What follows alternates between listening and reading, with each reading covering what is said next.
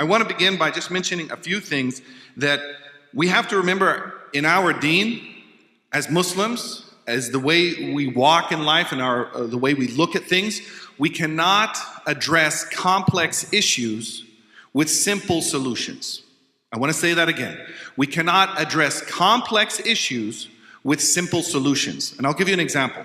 Years ago when I was studying, not years ago, now it's been decades ago, when I was studying in West Africa, in Mauritania, a friend of mine from the UK, he mentioned an improper application of the hadith of the Prophet Muhammad sallallahu alaihi wasallam. And it's a hadith that the Prophet sallallahu alaihi wasallam, a man came to him and complained about poverty. He was poor. He was looking for a handout. So what did the Prophet Muhammad sallallahu alaihi wasallam do? He could have easily pointed somebody to give him money, but he asked him, he said, do you have anything at home? Because he was basically saying, I have nothing. He says, no, do you have something? He said, I have a clay pot. He said, bring the clay pot.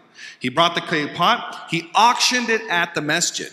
Who will give me something for this? 1 dirham? No, 2 dirham. He's teaching him, you do have some resources. He auctioned it off. Then he said, who has an axe head? Somebody said, I have it. He said, I purchased it now with this 2 dirham. So he's showing him, now you can take your resources and now transfer it into an axe head. Now get me a piece of wood. The Prophet Muhammad himself affixed the axe head to the piece of wood, gave it to the man, said, now go into the mountains and chop wood. Now that's a very, very profound, deep hadith. We can use it as a model of how to create self-sufficiency in people, work ethic, recognizing the resources that you have. Unfortunately, when people see that, and this is where the UK story comes in, my friend from the UK said that sometimes when people come to the masjid and ask for financial assistance, they'll say, go chop some firewood. Now, is that what the Prophet ﷺ did? He didn't. He didn't oversimplify this complex issue. He walked the person through a few steps. Later on, when the man came back and he said, how are you doing? He said, oh, I'm financially stable. Like he was doing very, very, very well.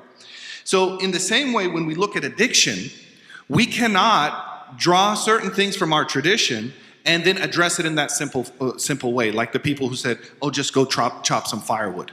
So if somebody comes to you, a friend, a family member, a community member, says, I'm dealing with addiction, we cannot oversimplify the response and say, oh, it's haram, just stop it. Or if you were really practicing your Islam, it would be able to stop it. Just make tawbah. Just have a spiritual experience. Tasawwuf is enough, or ihsan is enough, spiritual, just focus on that. That's an oversimplification of how our deen actually is. And for many of us, we may have this book at home called Tibb al-Nabawi, just a show of hands. Who has the prophetic medicine as a book at home? Prophetic medicine, Tibb Nabawi. How much of that book is actually literal lessons from the Prophet Muhammad sallallahu alaihi wasallam? Very little. It's a few hadith. The rest of it is what the Muslims gathered when they were exposed to Greek medicine, when they were exposed to Indian medicine in India, when they were exposed to the medicine of the Persians. And they said, you know what? I think this is congruent with our faith. Let's take this in. Umar radiallahu anhu actually sent 2 people when he was the Khalifa to the Byzantines. He said, learn everything about medicine from the Byzantines, the Romans, the Rum. And when they came back, he said, now place everything you've learned on the scales of the Quran and the Sunnah. We keep what is congruent and we leave what is not.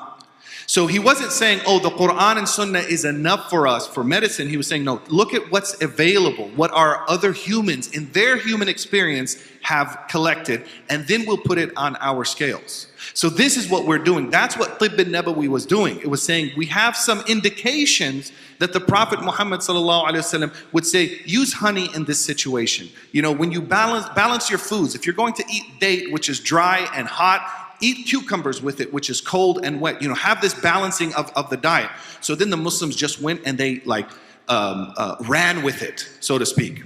So this is what, when we see examples in the Prophet sallallahu alaihi wasallam's life of him addressing addiction, we have to say these are indications. He's showing us, go in this direction, have this response, but then fill it in.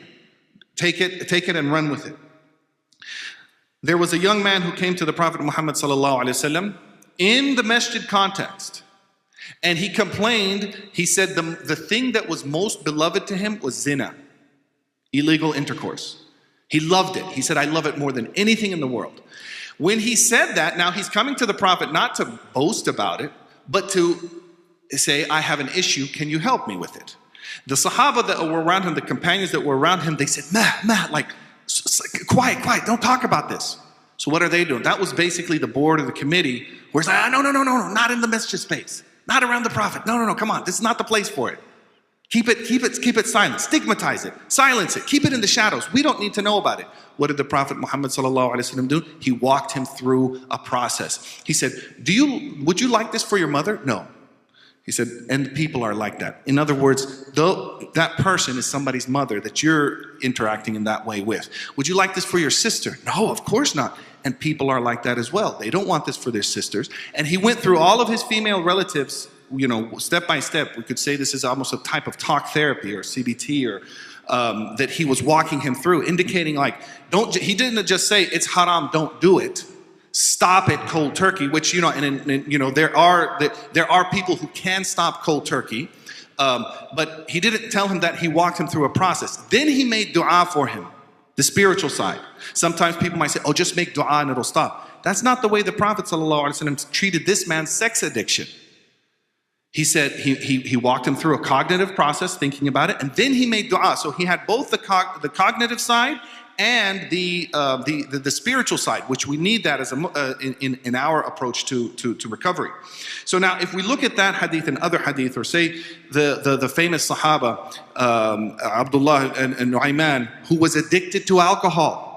He was addicted to alcohol, and he was a Sahabi, and he was punished for it, because there is an Islamic punishment for alcohol use.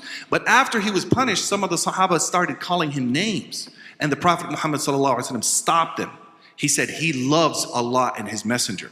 He loves Allah and His Messenger. You don't know who this person is. And Dr. Ariana mentioned a few times about the spirituality of addiction, and the spirituality, the level of people who have addiction, and the mountains that they are, and that they could even be bigger mountains, and we can't,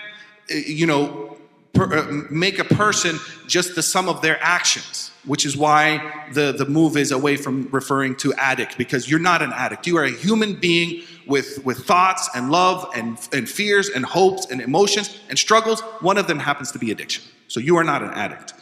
So how did the Prophet ﷺ respond to him? And how was he incorporated in the community? So I knew these stories, but for me, and now I'll just a little bit of how my path to learning about addiction, because as Dr. Ariana mentioned, that we have to have compassion. We have to approach this with compassion and with understanding. And part of that understanding part of that compassion comes through understanding. I've had friends and family who have struggled with addiction, both narcotics as well as alcohol.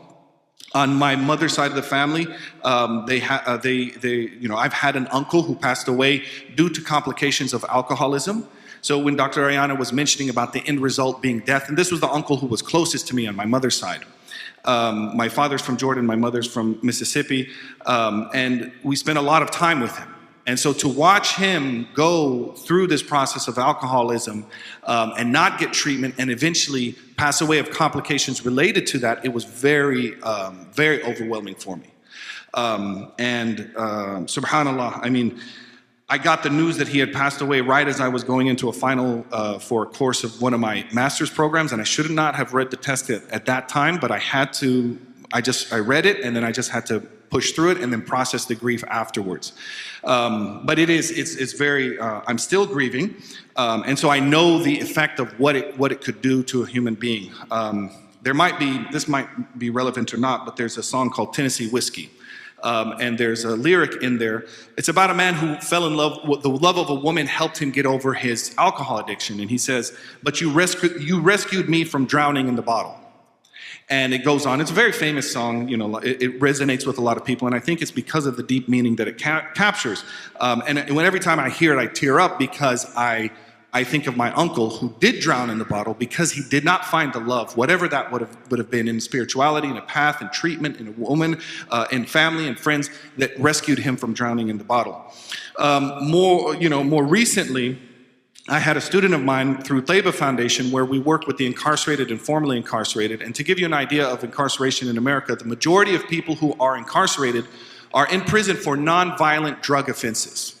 nonviolent drug offenses, and they're being treated for their addiction by prison, which is the criminalization of addiction, or the criminalization of also as well of mental illness, because they're overrepresented in the prison population. And so, you know, about 20 years ago or so, I started teaching Muslims who were in prison, and then we founded an organization, Taiba Foundation, to teach Muslims in prison about our faith through a correspondence and a distance education program. And over time, we just focused just on the Islamic element. And this was a tipping point or a turning point for me. Brother Justin Abdul Salam, and he's given me full permission to share his story. He said if it can benefit other people. He was a person who, as Dr. Ariana was saying, you know, some of these people are deeply spiritual. He's one of the most deeply spiritual people I know. And he's getting up for tahajjud every single night. And he's memorizing classical texts in Arabic. He's teaching. He's leading the prayer in the prison chapel. He's, for all intents and purposes, he is an imam. He knows the deen. He practices the deen. He teaches the deen. He converted to Islam in prison, taught him, you know, and then we enhanced that. Now he's translating text, and he's, from Arabic into English.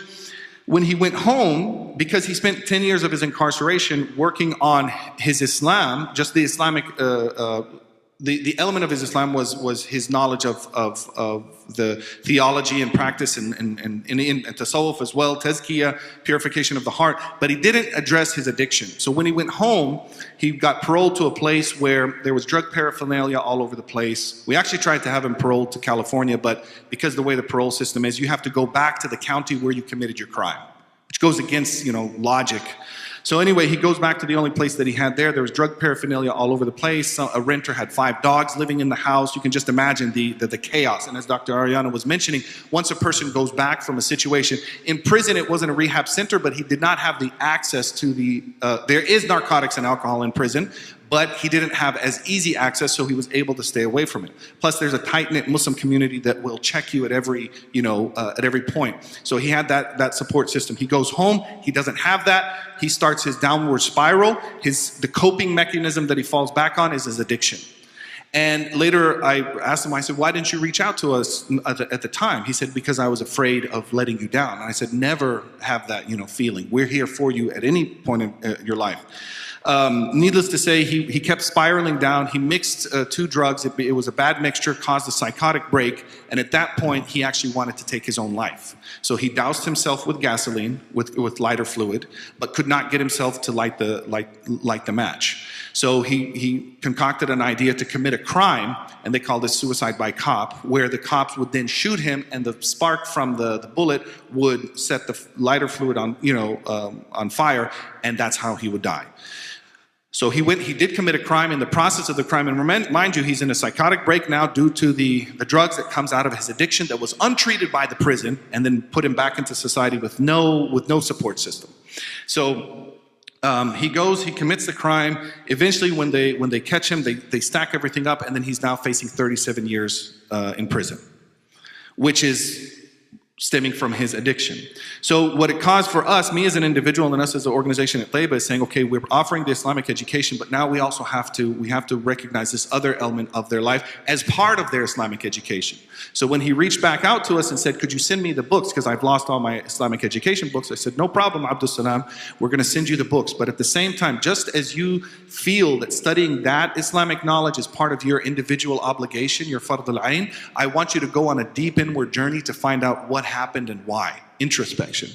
And so with my encouragement, he went on that. He started looking into a lot of unaddressed issues. Unfortunately, the prison doesn't give him enough resources, so he stayed on a waiting list for 6 months to see a professional. Once he got to see a professional, it was somebody with an undergraduate degree in psychology, not even clinical training or addictions specialty. So then I started asking other therapists, for their advice. And there's issues with offering therapy to a currently incarcerated individual across state boundaries, the person in prison, all of this. So I said, okay, let's do some maybe psychoeducation. So I reached out to a Muslim mental health professional who has a lot of experience in addiction, and she said, ask him about childhood trauma and abuse. And it was a conversation I never had. And as soon as I asked that question, the floodgates opened. And so then I said, have you ever addressed that? He said, never. Nobody's ever asked me. I said, all the addiction treatments that you have done in prison, has anybody ever touched on that? No. So one of the books that was recommended to me, actually by my mother, was Gabor Mate's book, In the Realm of the Hungry Ghosts. And I sent that to him, and he said that was the best book on addiction that he's ever had. And Gabor Mate, if you're not familiar with him, he's got a lot of things online. He runs I believe it's a methadone clinic in Vancouver. And in that book, In the Realm of Hungry Ghosts, there's also some Muslims who share their stories.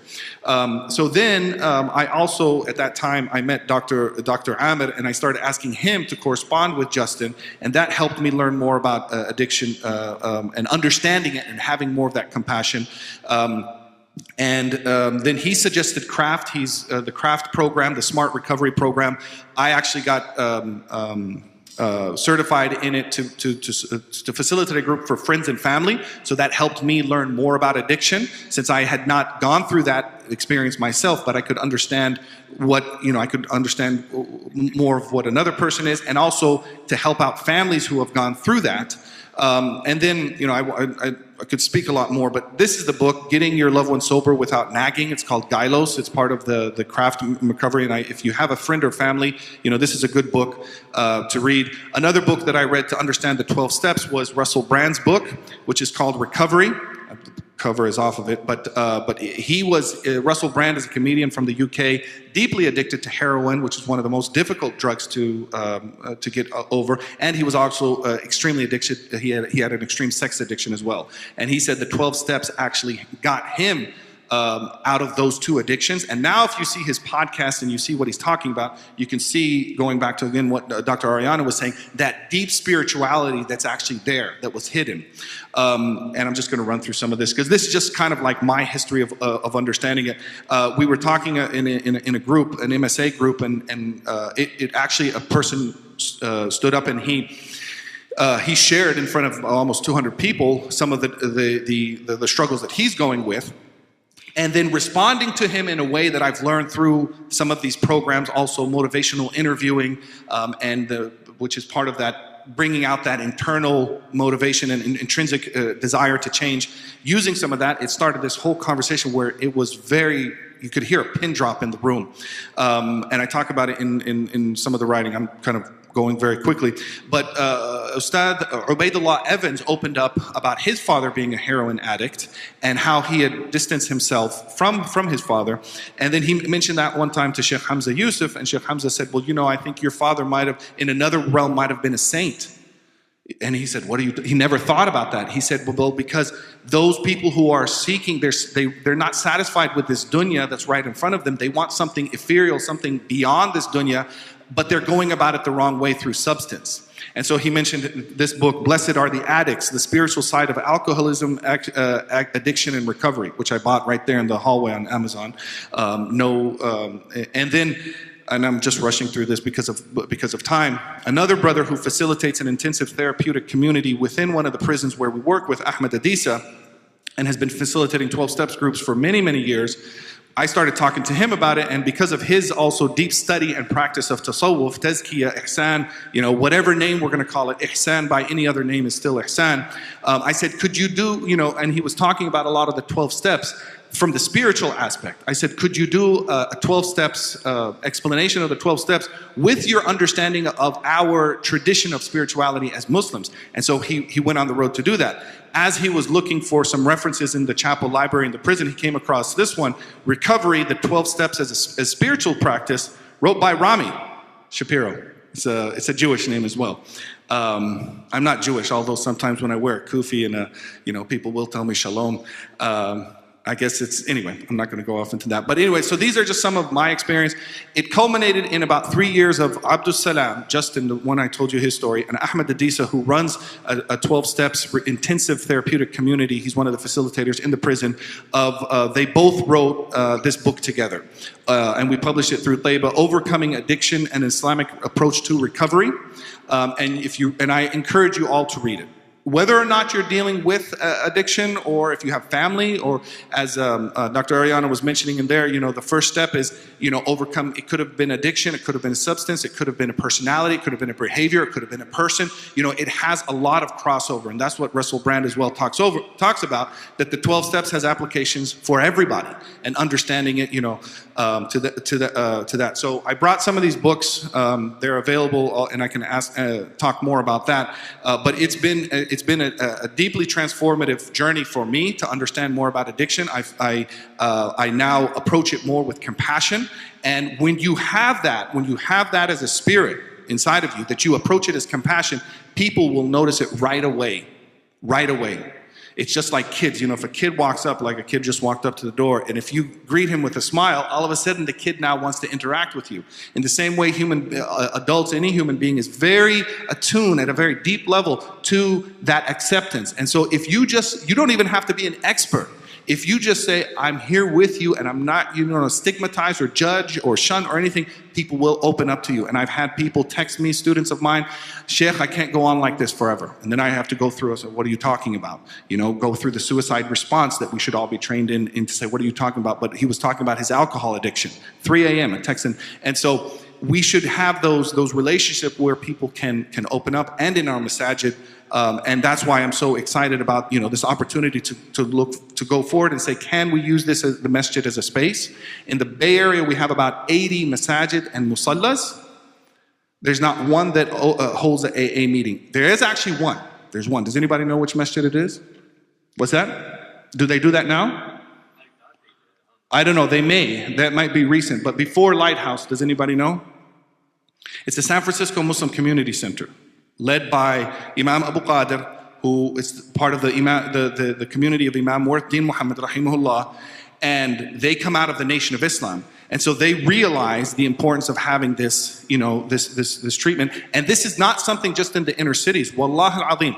When I was doing religious counseling here on the weekends and Munir knows this because they're coming to his office too. People are coming to the masjid all the time saying, I have this issue with myself, with my child. You know, it's here. It's here in our masjid. We just now have to recognize and say, okay, you know, oh, you're here for the Quran class, it's over there. Oh, you're here for addiction treatment, it's right over there. You're here for Taraweeh, it's right over there. Like, what's the difference? You're here for the food pantry, it's right over there. You have financial struggles, it's right over there. Oh, you have zakat application, what's the difference? You know, it should be just like, marhaban, welcome. You're here to get sober, 12 steps meeting in the back.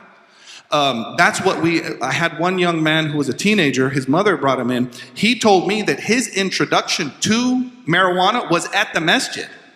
Another Muslim at the masjid introduced him how to vape with the marijuana cards that don't smell. You can't even smell them anymore. And I counseled him right here in that office over there.